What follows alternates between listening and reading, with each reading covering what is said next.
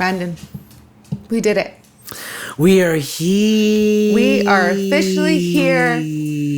Welcome to... That's your intro music now. I'm about to add it in.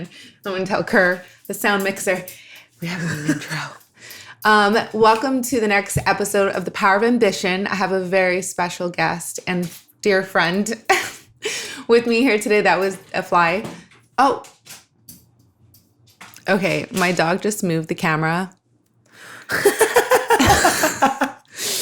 Oh, man. Calvin. This is a fun start. Calvin. Oh, he knows what he's doing. He does. I'm sorry, you guys. That's definitely going to be cut out. You know what you're doing, Calvin. You know what he wants? We're going to take you to the room, Calvin. But I want to show everybody, Calvin, the interrupter. Oh, do you even know how cute you really are? Say something. Say something. Say something into the microphone. No. Like, I don't know what's going on here, but I'm hungry. Oh, are you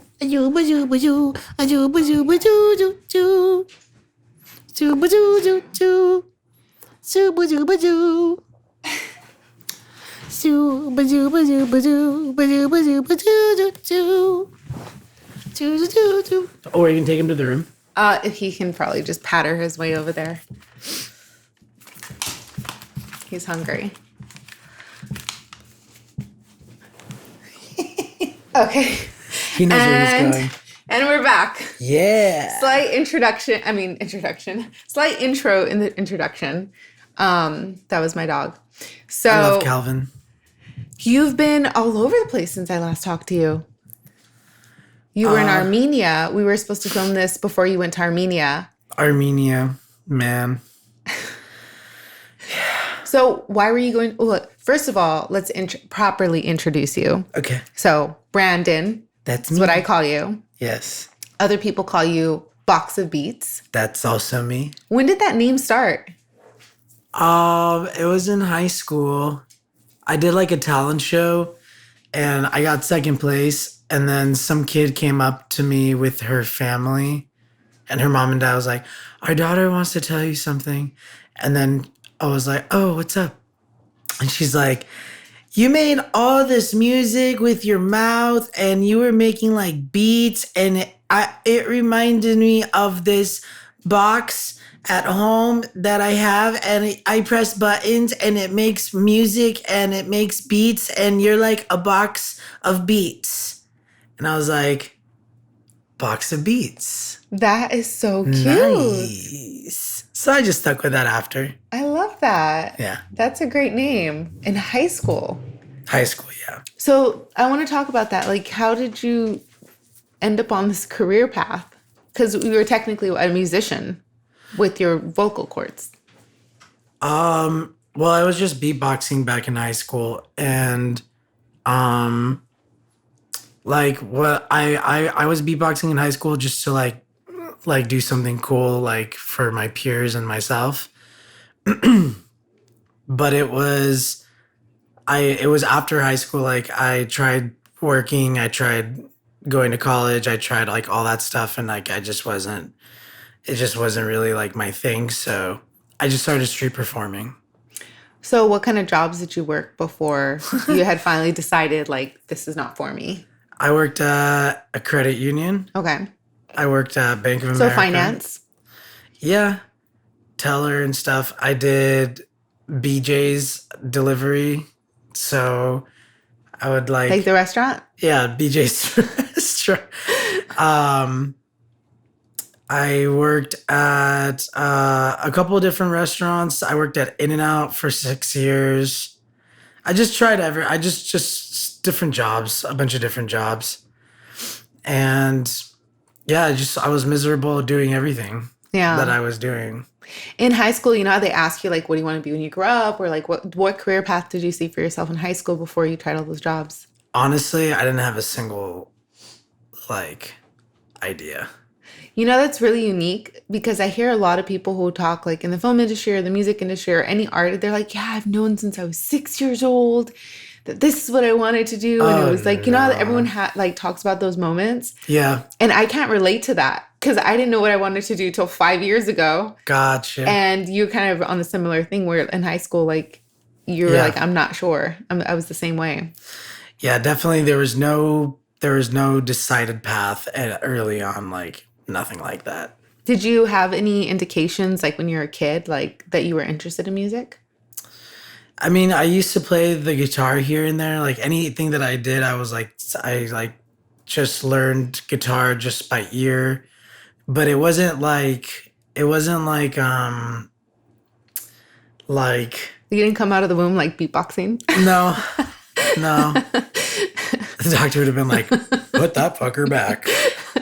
Never seen this in my years. No, but no, there wasn't anything that like made me feel like I was like gonna choose music for the rest of my life. But that was like a lot because of like I just grew up in a home where like education was just like, you know, you had to go to school and like do good in school. So like I was like, you know, went to community college and I was doing that and trying that and like as long as I lived at home, I like had to do that. Yeah. You know, like it was my parents' rules. So where did you grow up? Like where did your parents do for a living, and like what was that dynamic like? Were you only child? No, I have a sister. Mm-hmm. I grew up in the San Fernando Valley. And what part of San Fernando Valley? Burbank. Oh, okay. And it was, yeah, I mean, like, my mom and dad were just hustlers. So they just wanted my sister and I to do right. So, you know, they had less to worry about because they were always working. So, but yeah, it was like a typical for human household. Just mom, dad, brother, sister. Me and my sister love each other. Oh. We used to beat the shit out of each other. Oh. Yeah, we used to do tough love, huh? Very tough love. We did some really stupid shit to each other in the past. Oh man. But it's just how it is. Sibling stuff. Yeah. Okay. Your folks are still here in LA? Yeah. Okay. They're still in Burbank, yeah. Nice. So street performing.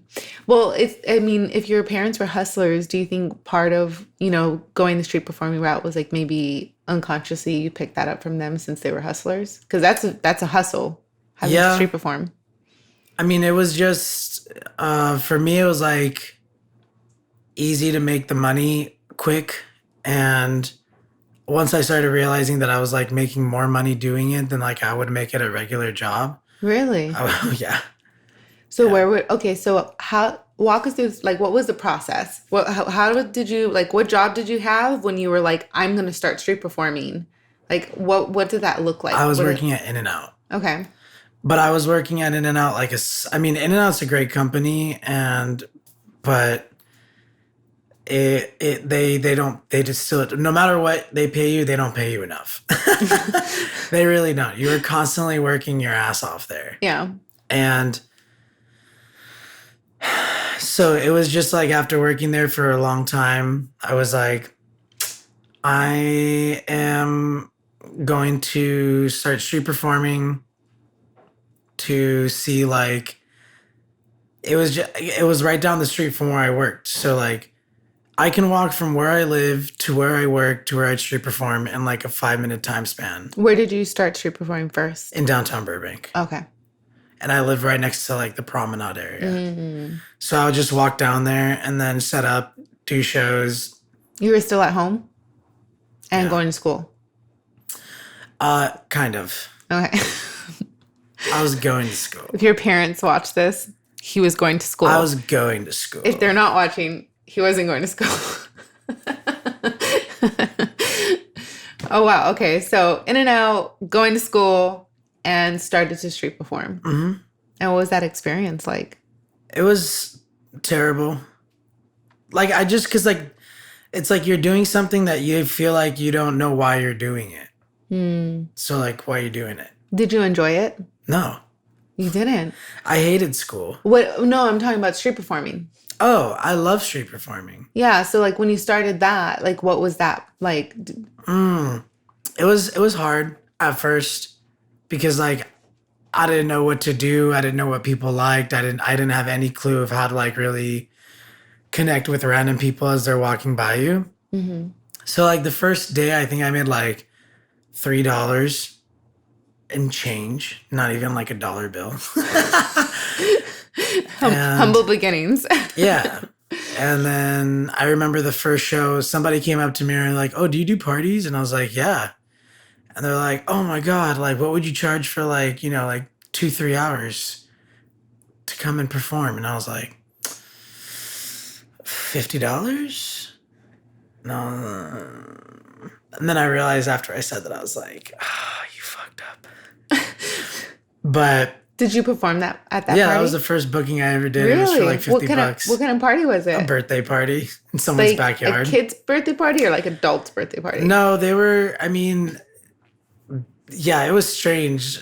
It was his name was I feel like his name was, it started with a T, but I remember it was a Hispanic family, and like it was his birthday party. He was young, but everybody there was older. Like all of his family and everything. There were no other really kids there. So it was more for the parents, I think. Yeah. So when you were street performing, you were beatboxing, Just beatboxing. not singing. Because you sing too. Mm-hmm.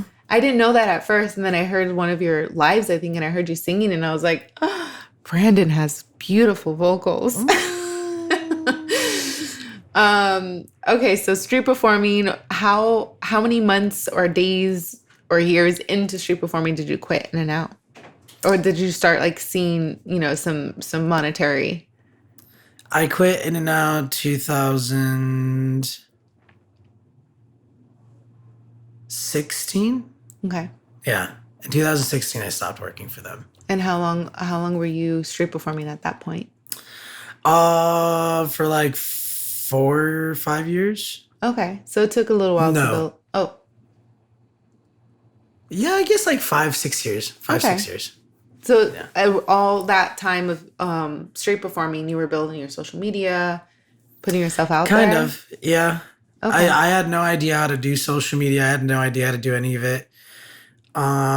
It took me a long time before I realized like you're doing these shows and you're having all these people around you and like you should be collecting their data. Like it didn't hit me for a long time. And collecting their information and making sure that they have you on like a social media platform of some sort. So, I mean, I literally used to write out like my handle on a little script, like, just like a ripped piece of paper. Yeah. And like I would like have like a little pile of it on like a, like on top of like my little speaker. Yeah. And like I would tell people to go take it.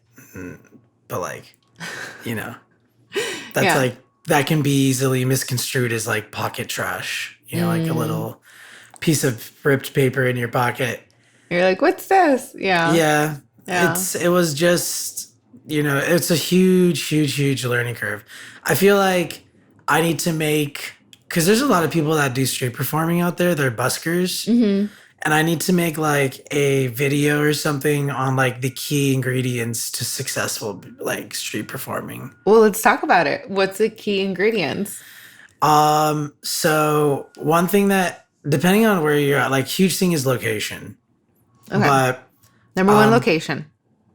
location is huge. You don't want to be performing somewhere that there's not a lot of foot traffic. Like on a street corner, people would think, okay, like there's foot traffic there, but like no one's gonna fucking stop and like listen to you at the corner of a street. If you go to like someplace like downtown Burbank where people are like walking out of a movie and they're like, all right, now what are we gonna do? There's ice cream, there's boba, there's frozen yogurt, places all around that area. And like, people are just kind of casually strolling. They have like a huge Christmas tree set up during the holidays. So like people are going to take pictures and stuff. Yeah. So it's like really paying attention to like the elements around the location. And then like being able to make sure that someone who watches your show has not like as easily as they could possibly do, making sure that it's as simple for them to follow you on somewhere. So I used to like print out on just like pieces of paper and get laminated, like at some point, like my social media handles. But then that means that if anyone wants to follow you, they have to open their phone, go on the app, go to the search bar, type in 1, 2, 3, 4, 5, 6, Yeah. 7, 8, 9 letters, Yeah. find you and follow you. In the midst of them just simply watching this random show that they didn't think they were going to see on their vacation or in their holiday shopping or whatever. Yeah. So like I thought of every letter as an extra step that they had to like do in order to like follow you. And like people don't like to work. People don't like to do all that. Especially when we're out, like, you know, trying to relax or. Yeah.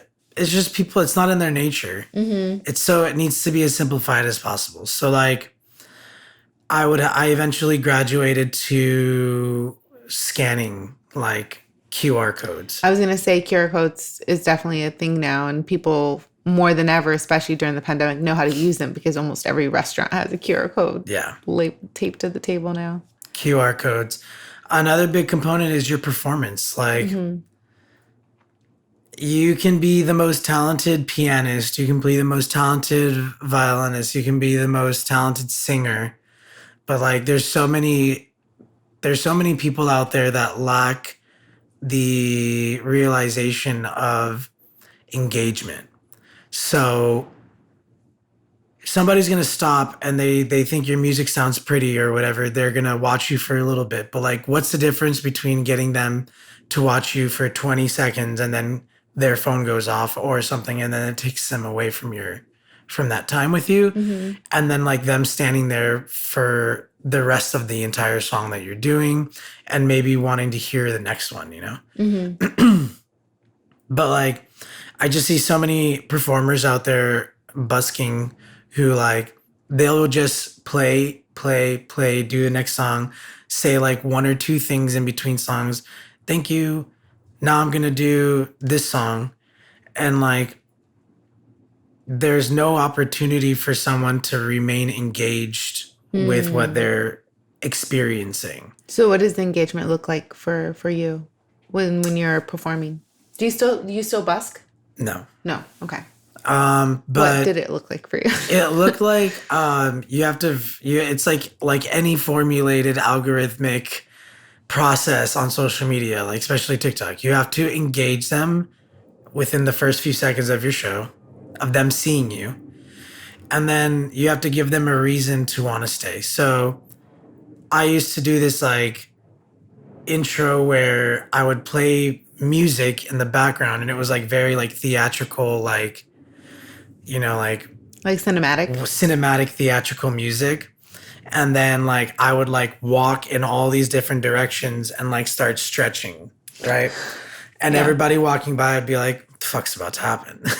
And I go like this, and then I'd like be on one side of my little stage area, and then I'd like run a little bit to the other side, and I'd be like, okay, all right. And then no one knows what's gonna happen. Because it's like building up anticipation. Yeah, so everyone's gonna stop. They're gonna like want to watch.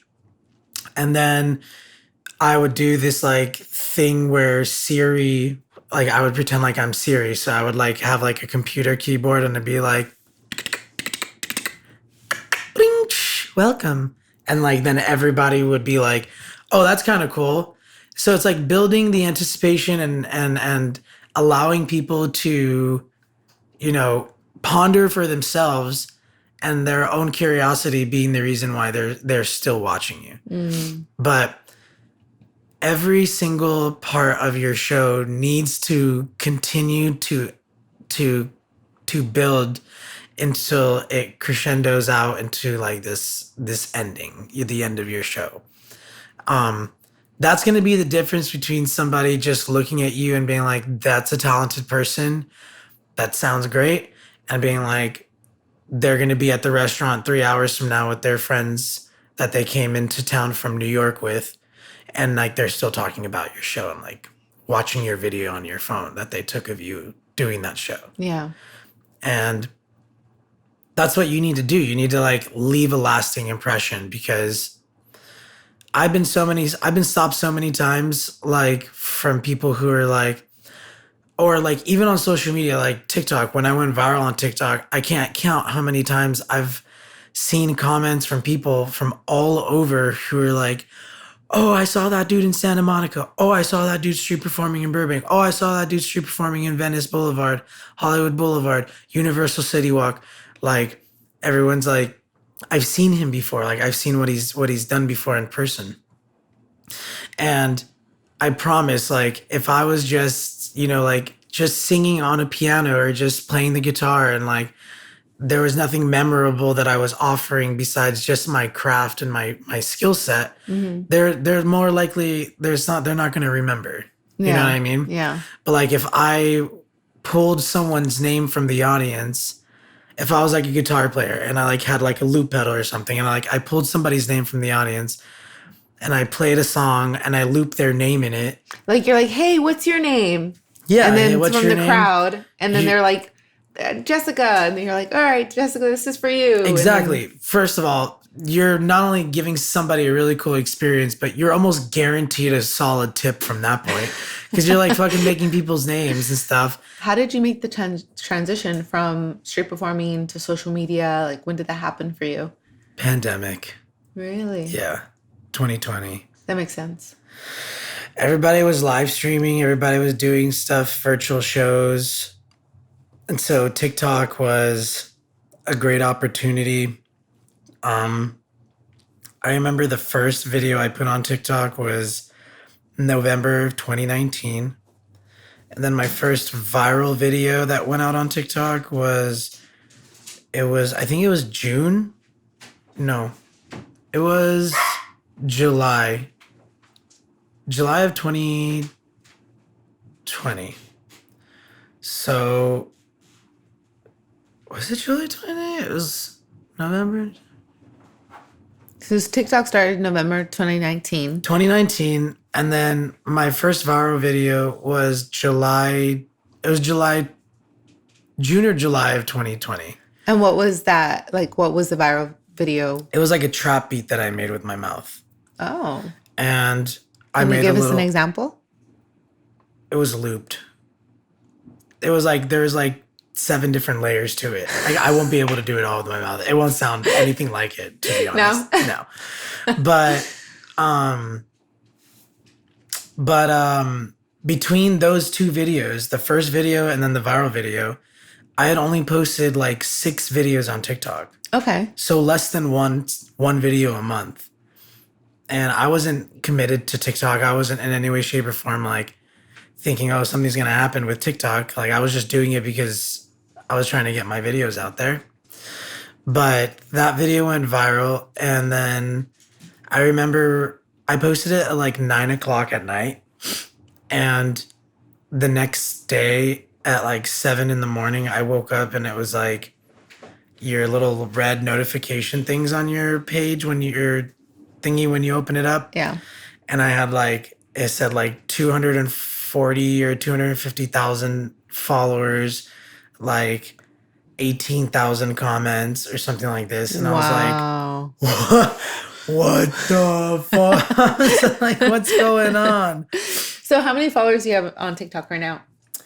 I think we just got 1.7 million. Like 2 days ago, we just hit 1.7. Wow, I don't think I realized you had that many followers on TikTok. It doesn't fucking matter. It really doesn't. Really? Not on TikTok. Really? What do you mean? Like, I've seen so many videos of creators that are like, they use that, like, there's this perception out there that like followers on TikTok equate to some base level of like traction or exposure within their own community. Okay. And like, it doesn't matter if you fucking follow somebody on TikTok, the likelihood that you're going to actually see their stuff all the time strictly depends on if you're actually watching their stuff all the time when they post it. Yeah. It doesn't matter if you follow them or if you don't. So when people are like, oh, it's crazy, I'm only getting like 1,000, 2,000 views on a video and I have like 1 million followers, 3 million followers, like that stuff, it makes no difference. And I'm just like, every day I see it, some other video of some other creator going on TikTok and being like, it doesn't make sense. And then they're like, oh, I'm going to take a break now because this app is draining me. And it's like, it's a very exhausting process because it's just like constantly changing and you're constantly just along for the ride. But it's no different from everybody's day-to-day life. Like, it's just things are constantly changing and you just constantly have to adjust. And I used to be that person too. I used to be like, oh, fuck TikTok. Because everything was like, once you'd get the hang of it being one way, they would change the algorithm. Yeah. And then you have to adjust. Yeah. So it was just a lot of like, a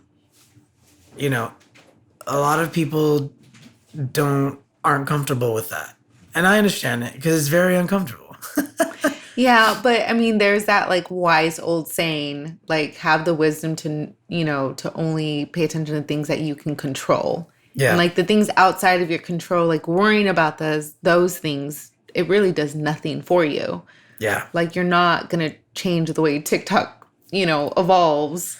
It's outside of your control. So just keep adjusting the best way that you can. 100%. Yeah. Yeah, the followers on TikTok do not mean anything. Like, there's a very select few amount of creators on TikTok who, whenever they put out a video, they're going to get millions of views every single time, no matter what. Yeah, yeah. And that just has to do with the asset that they become to the app. TikTok's not going to let that go, you know? But they don't need everyone to fill that slot. They don't need everyone to fill that, they don't need all the creators on the app to fill that position where it's like, basically what I'm saying is like TikTok doesn't look at you and be like, oh, you have 1.7 million followers. All right, we're going to, take care of you. We're going to treat you. You're going to be a favorite or you're going to get millions of views every time you post. Yeah.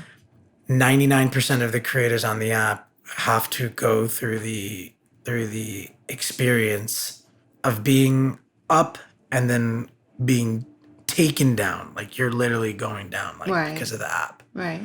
And then come back up and go back down and come back up and go back down. And that's not it for everybody. Yeah. No, definitely not. I mean, it's the same thing of like, if you want to work at a 9 to 5, or if you want to be a business owner, there's going to be ups and downs that you have to deal with. Speaking of, so that's the path that you had to becoming BoxofBeats, which I think it's super cool that girl, that's how you came up with the name. I don't even know that girl's name. Yeah, it's super cute. So where are you now in your career? I mean, you have albums. You have an album. Are you working on any albums? Working on one. You're working on an album. You have songs that you've released, right? Because I saw something, I think yesterday, about 200 and something streams. On a certain song. MIA. Yeah, MIA. There we go. Yeah. We released that July 8th or July 11th. Okay. So just under 2 months ago, and it hit 250,000 streams. Wow. As of Thursday morning. That's amazing. Yeah. I've never had a song have that many streams before, but that went viral on TikTok. Like I put out a video. Was that you beatboxing or singing or both? I don't beatbox anymore. You don't beatbox anymore? You just sing? I build everything on the... I'm sorry. That reaction was like over the top because admission, I was obsessed with beatboxing when I was like, I want to say in middle school. Okay. When I was like 11 or 12, I think we went to Six Flags like on a school trip. And there was like this, like there was just like, we knew the guys in our class, but there was like other schools there, with, like other students. And we had met these guys. And I remember there was this really tall, like good looking dude. And he used to beatbox. Okay. And so like he was beatboxing at, it was not Six Flags, it was Disneyland. If you're watching this, you now know. What? She digged you. I don't even remember his name.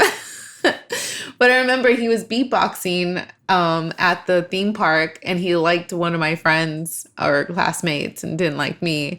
But I was just like, oh my God, that's so cool. He's making sounds with his mouth and Nice. it sounds like a thing.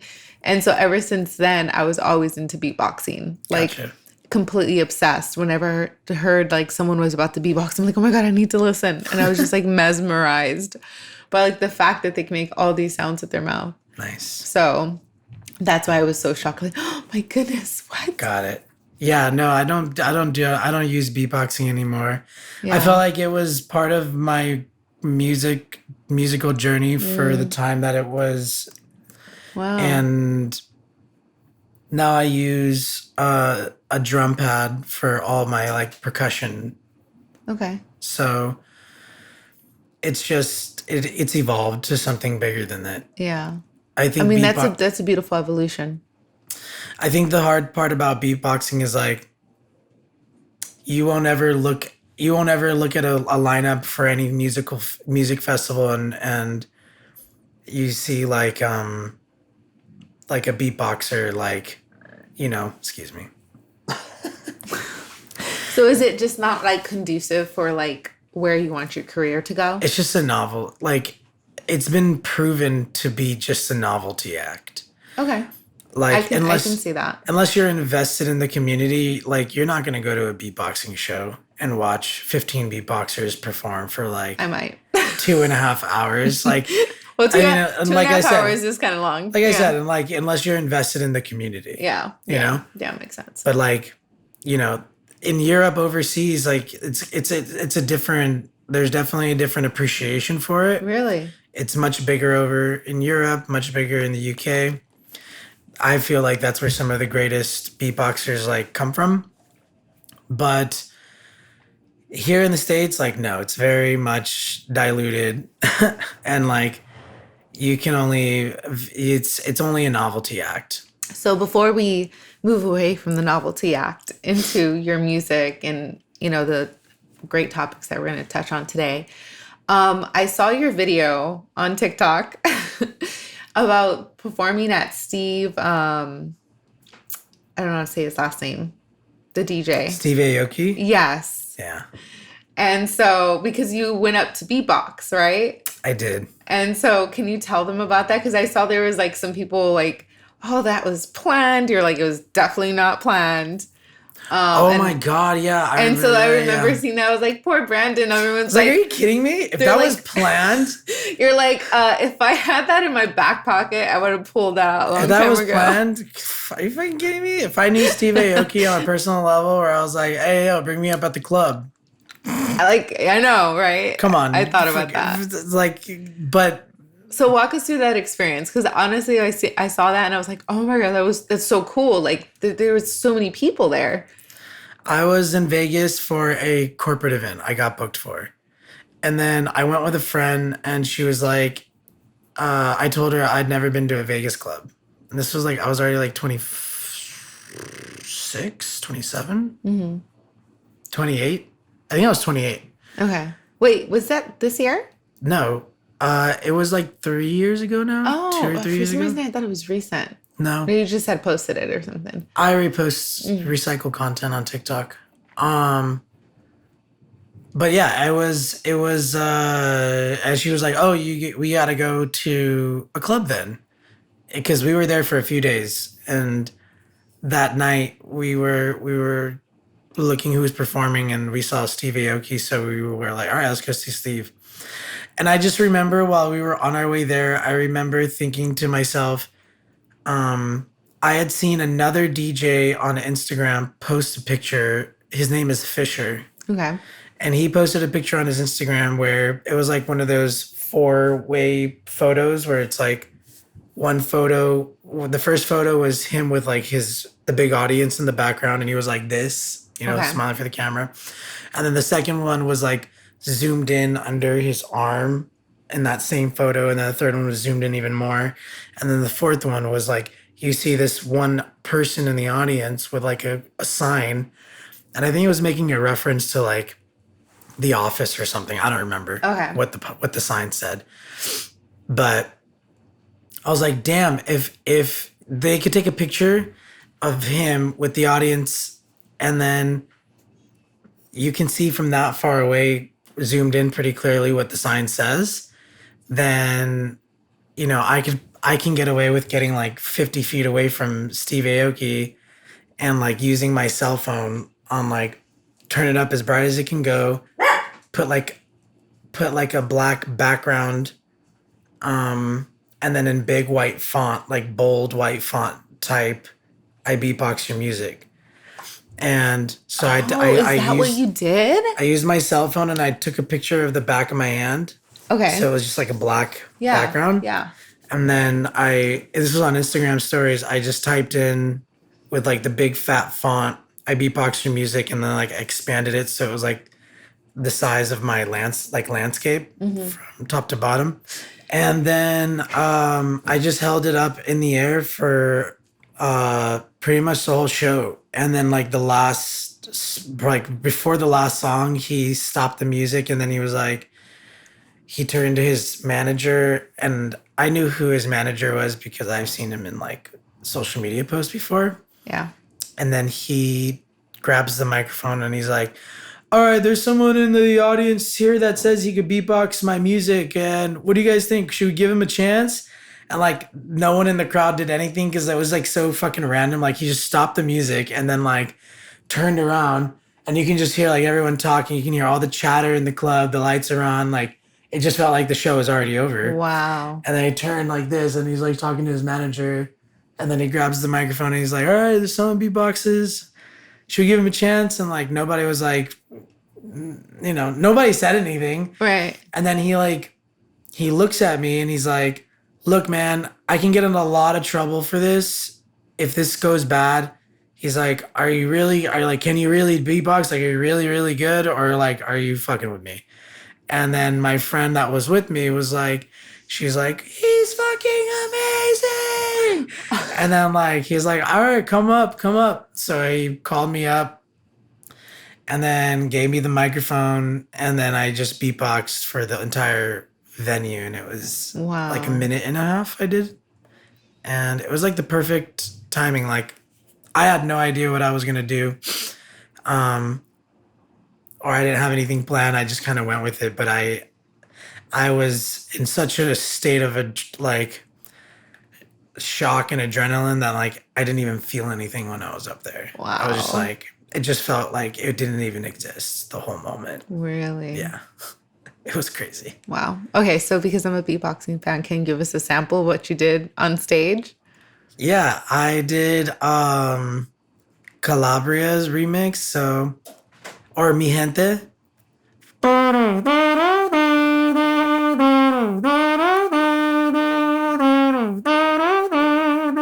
1, 2, 3, let's go.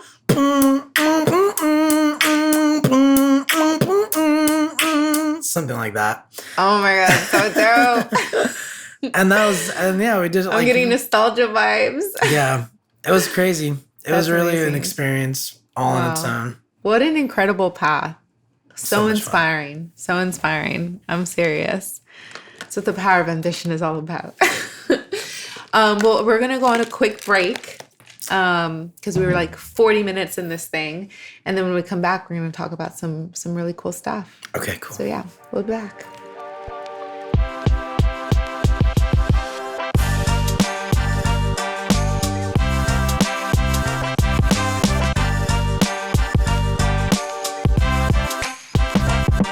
My Starbucks order is always 3 shots over ice.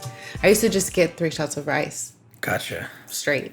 I think that's what I got you that one time. I did with sweet cream cold foam. Yeah. Yeah. That's a funny story of how we met. Going with the flow of life. I know, right? I think that would be fun to tell I needed them. lamps. So So that's how me and Brendan met. I needed lamps. Yeah, there's like a Facebook page. I was giving away 2 lamps, and I was gonna give them to someone else. And I was about to send her the address. Do you know how close I was to sending her the address? Like I was literally typing the address for her to come to pick up the lamps. And then it caught my attention because you messaged me, and I like to try to message people back right away, because if I don't message back right away, I might message you a week later. Gotcha. So it's like I try to answer people instantly. Right. And so I saw your message like, hey, are they still available? So I stopped typing the address to type to you, hey, no, someone's going to pick them up. And then you were like, so funny, we have mutual friends. And I was like, yeah. And I was like, oh, do we? You're like, yeah. I'm like, who are mutual friends? Joey. And I was like, oh my God, you know Joey? I love Joey. You're like, yeah, we used to work at Anna, blah, blah, blah. Yeah. And you're like, yeah, so just in case, you know. And I was like, we have mutual friends. I should give them the lambs. Yeah. I was like, I'm pretty sure. I don't know if that was a tactic, but it worked if it was. Like, if I should mention that we have mutual friends. I was super inclined to give them to you over someone I didn't know at all. And so then I was like, oh, he knows Joey. And so I went to your page. I'm like, oh my God, he looks super nice. And he knows Joey. I was like, I'm just going to tell her that I don't have the lamps. Give him the lamps. Yes, I messaged her like, oh, I'm so sorry. You know, I gave them to someone else. Sorry. And then I text Brandon the address instead. And he's like, what do you want from Starbucks? And I was like, oh, and I get Starbucks? It was pretty amazing. That was a great. And then we realized we live 2 blocks away from each other. Less. Oh yeah, less. 1 block.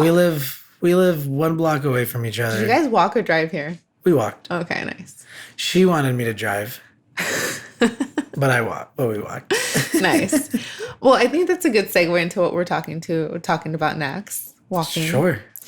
I wasn't very familiar with your journey until I recently saw your last post. I was familiar that you were, you know, working on getting in shape because you train with Joseph sometimes. Mm-hmm. And but tell us, like, what do you want to share? Yeah, there was. I mean, I struggled with an eating disorder for 9 years, and last September, I decided to kind of isolate from everything in my life to just focus on health. And, you know, was going to 12-step program, was going to therapy, going to training, changed my eating habits. And I did that for like a month, and then there was like no progress. So part of my weight training program with, you know, physical, like working out and stuff was I was drinking like a gallon of water a day. Mm-hmm. And I didn't realize until after the fact, after doing it for a month, that I was like drinking a gallon of water a day, but only going to urinate once a day. Mm-hmm. So I was like, oh, that's not good. Mm-hmm. So I went to the doctors, and then like, long story short, I found out that like, because of my eating disorder, I was constantly like expelling what I was taking in.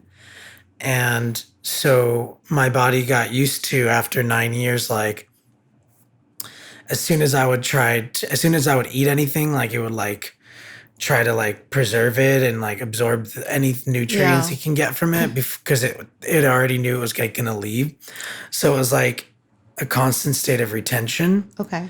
And so even water, you know, like. So just for our audience, like, and if you don't mind, like, what type of eating disorder did you have? Like, what did it consist of? It was compulsive overeating. I was a compulsive overeater, and then I was purging, so bulimia. So really, I would just eat a bunch of food and then throw it up, and then like a normal night for me was like I'd order like $80 worth of Thai food or something, and then for myself, and then I would like make a plate, eat it, throw it up. Make another plate, eat it, throw it up. Make another plate, eat it, throw it up. Wow. And then like whatever was left at the end of everything is like what I would eat and like keep down. And not throw up. Yeah. So like, that was nine years. Yeah. 9 years. And I mean, like, the one thing that, like, I realized was, like, there was two big moments in that whole entire 9 years. One was the first time I realized I was even capable of inducing vomiting without even self-inducing it. What do you mean? So, like, the cans of soda, when, like, you Okay. lift the little thingy and it opens. Yeah. Yeah. So that little tab that you pull on, Yeah. I was at my cousin's back to school night Okay. and with my family and then I remember I opened it, a can of soda that I bought from the place, and then I realized that the thingy fell into the can, and I was like, oh, it's okay. I can, like, drink it very slowly and, like, Mm-hmm. and then once I finished the drink, I realized that there was no thingy, like the tab was not in the can anymore. Oh, you drank So I it? drank it and I was like, oh, I thought it fell in there and I didn't really think, I was like, but I would have felt it if I would have drank it. Like, I would have felt that, Yeah. Yeah. And then, like, It's like a immediately, big piece of metal. I felt this really sharp pain in my stomach. Oh, no. And I was like, oh, fuck. And I remember there was this giant, the big black trash, like, Yeah. bins that they Mhm. have the big black bags in. There was one, like, right next to me.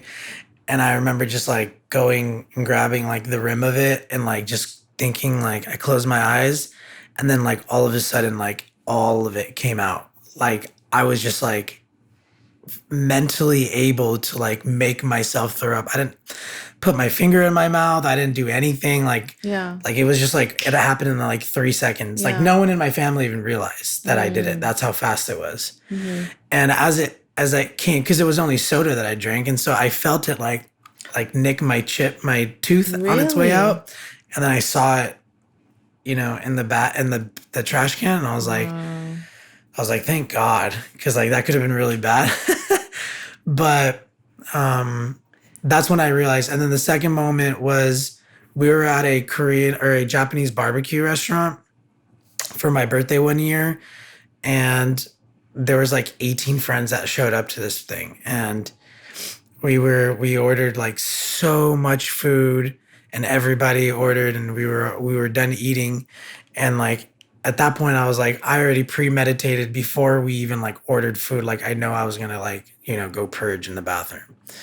And so I went to the restroom towards the end of the meal, and then I was, like, getting ready to purge in the toilet. And then I hear the door open, and then I hear, like, what's up, little bitch? And, like, three of my friends walked in. My guy friends walked in the restroom. And there was 2 urinals and 2 stalls. And I was in, like, the middle stall. And so, like, one dude in the pisser, one dude in the pisser, one dude in the other one. And I was like, and there was, like, a mental state for me where, like, I would become, like, very anxious or, like, almost, like, on the verge of a panic attack. Like, if I mentally was already preparing to do it, and then for whatever reason I wasn't able to do it, like, I would feel, like, start getting nauseated, like, very, like, Yeah. like, my body would have a reaction to it if it wasn't able to do it. So I realized I was so good at hiding it that I was able to carry a conversation with them in the restroom, 2 people to my left, 1 person to my right, and still do it at the same time. Like, my eyes stopped turning red after a while from doing it. And, like, I was so in control of it that I can, like, do it, literally speak and finish, like, a conversating or someone saying something, and then, like, walk out of that stall and, like, Look normal. they would never know. So at this point, was anybody aware of what you were dealing with? And I feel like when I heard you talking about the eating disorder, I feel like I've had a misconception of what that means. Because I think of bulimia and I think of, like, the super skinny models that were, like, suffered. That bulimia just means, like, you throw up and but you dealt with being overweight. Yeah. And so I didn't even know those things could coincide. It's just because of the nature of it. Like, I would still eat bad. Right. And I would still eat like a full plate of Thai food at the end. Right.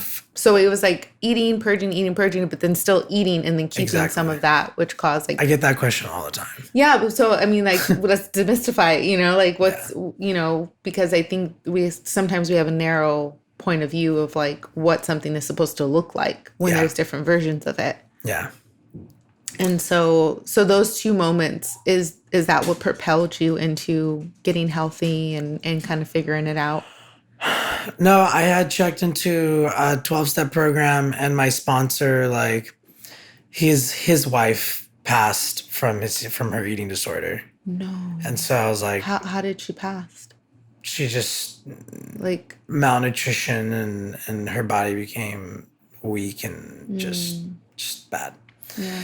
And so I was like, yeah, you can definitely, you know, it's serious. Yeah. Yeah. So how old were you at the time when you signed up for the 12-step program? It was last year. Really? So 30? 29, 30-ish. So you spent like most of your 20s dealing with this. Mm-hmm. As soon as I moved out on my own, I was 23. Mm-hmm. So as soon as I moved out on my own, that's when it became really bad because I had my own living space. So you were doing it before you moved out. Do you remember how it started or where you got the idea? Or like if you did it to like deal with something? I was overweight my whole life. So like it was just my way of being in control of it. Like even as a kid? Yeah. Mm-hmm. Like I'm under 200 pounds. Like I'm 190 something now. And I haven't weighed that much since like 10th grade. Really? That's tough. No, even before 10th grade, like way before 10th grade. I haven't weighed that much since like, I don't know, maybe since I was like 13, 14, around that age. So from last year to now, like where are you at with it? Yeah, I had a gastric bypass surgery in December. Oh, you did? Mm-hmm. Yeah, because it was going to take like a long time for my body to readjust.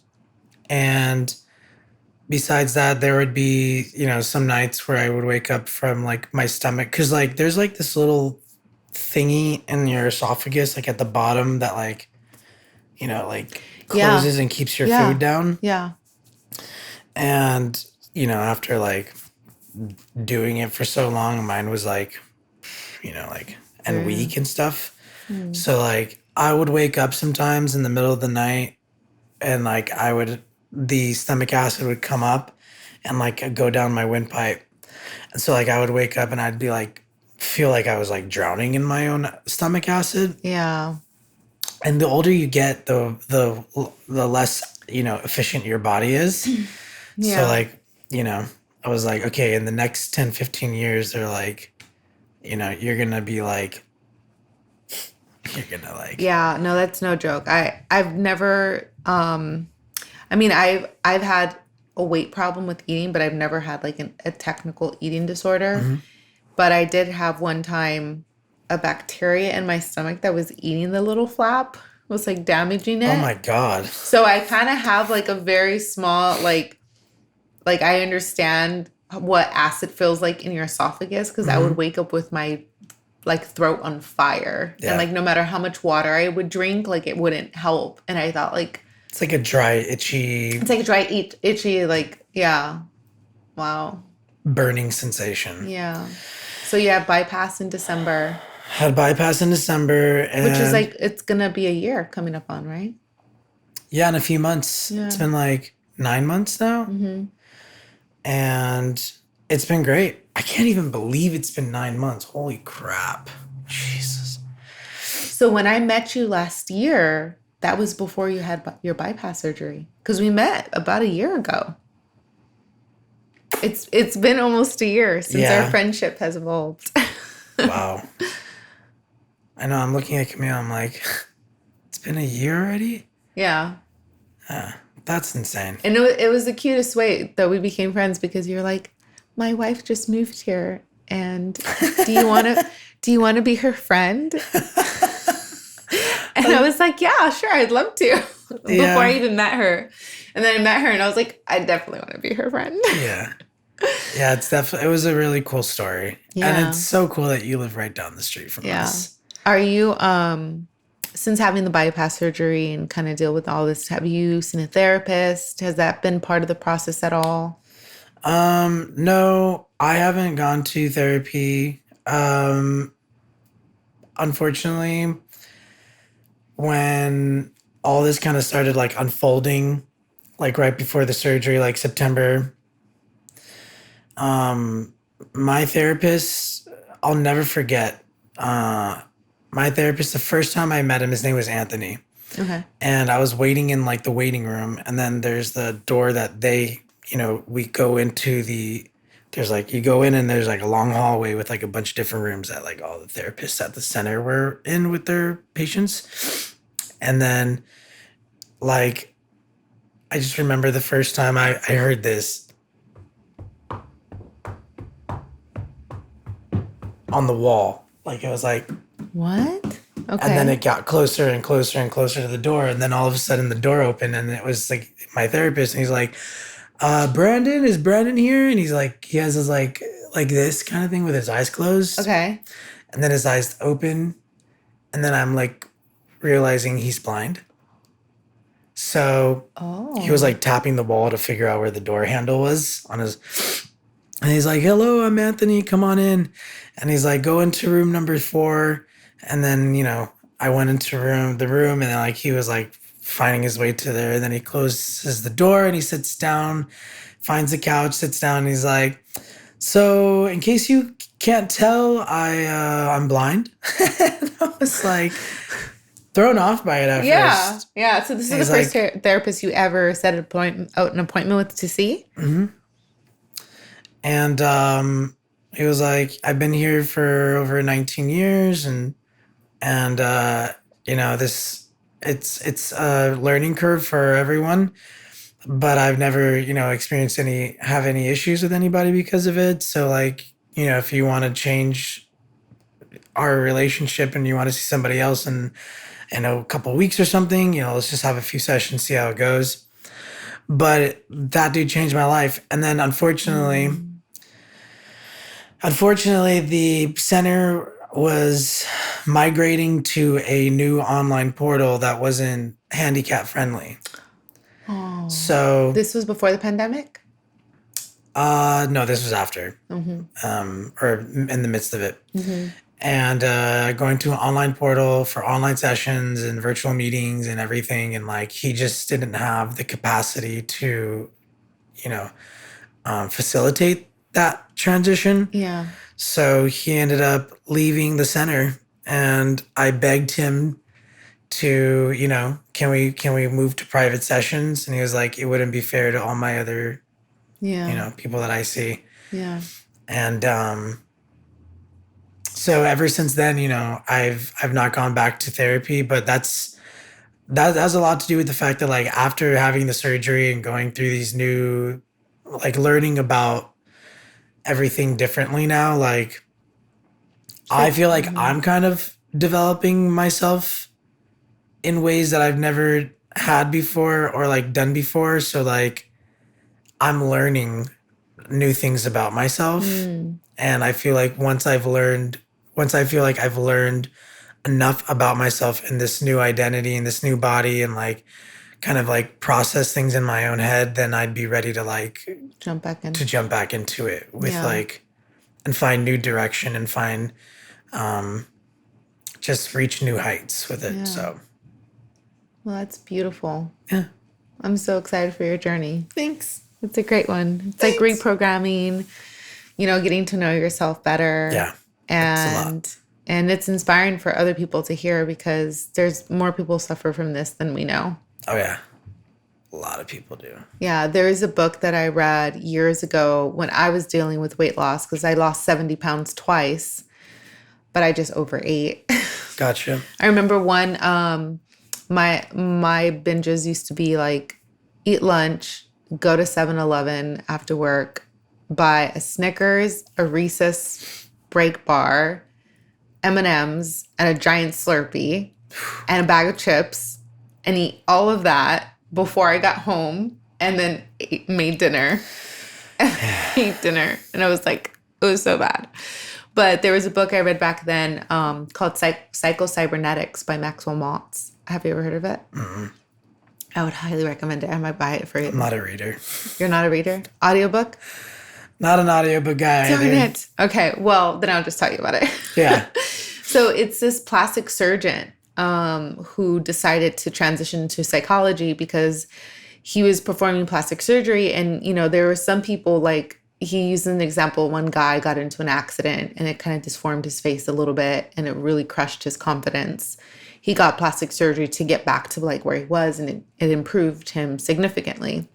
But then he said he had other clients who were already beautiful, who didn't feel that way inside, and they wanted plastic surgery, but no matter how much they got done, like it never changed their perception of themselves. And he just talks about the psychology between your outside physical and then when it changes, like how the psych part changes as well. So that was the first book I read when I was during my weight loss thing, and I thought it would be really cool to tell you about it. Camila was just talking about that with Madonna. Really? Yeah. Saying she did a lot of plastic surgery. Yeah. It's just interesting because so much of it's mental. Yeah.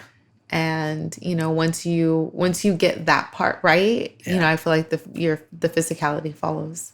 100%. But thank you for sharing that. Of course. We'll have to do this again soon. I feel like it went by so fast.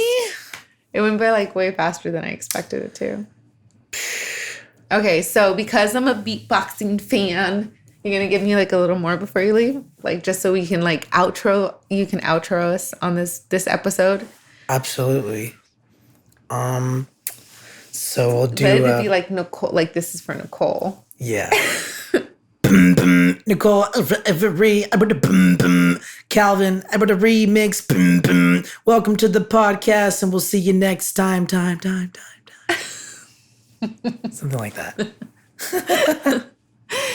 Thank you for joining us hold on. Blooper. Okay. Thank you for joining us this episode of The Power Ambition. This is Brandon, also known as BoxofBeats, and you can find him on social media platforms everywhere. What are your handles? How can they find you? At BoxofBeats. BoxofBeats.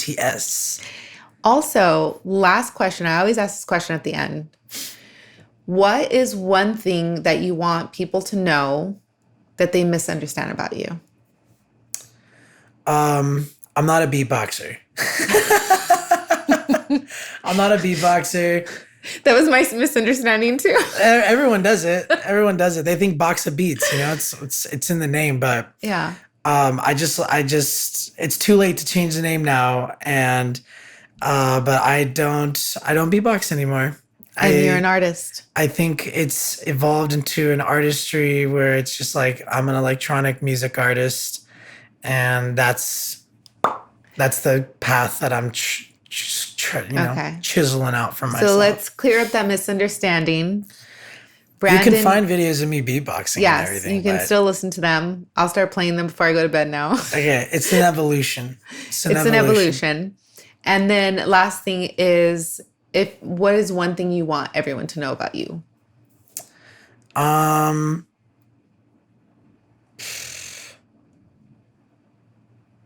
have never, ever, ever had a cavity.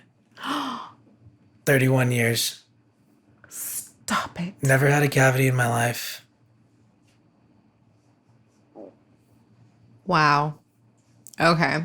You know what's funny is my next podcast that I'm recording is with my friend Lisa, who's a dentist. Lisa, verify. Zoom in. Just come here.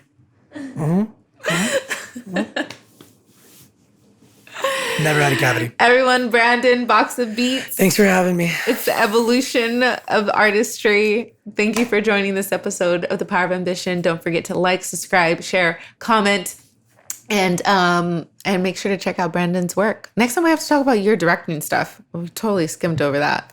Love you. Yeah, go follow and subscribe Brandon too on his YouTube channel. The link is going to be in the description. Bye. Bye.